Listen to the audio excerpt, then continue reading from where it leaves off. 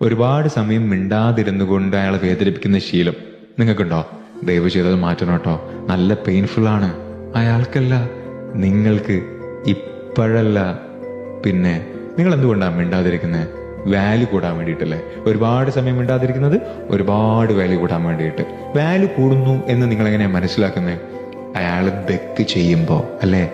പക്ഷേ അയാൾ ഒരുപാട് ബെഗ് ചെയ്തിട്ടും നിങ്ങളുടെ റെസ്പോൺസ് കിട്ടാതെ വരുമ്പോൾ അയാൾക്ക് അയാളുടെ വാല്യൂ തിരിച്ചറിയാൻ തുടങ്ങും.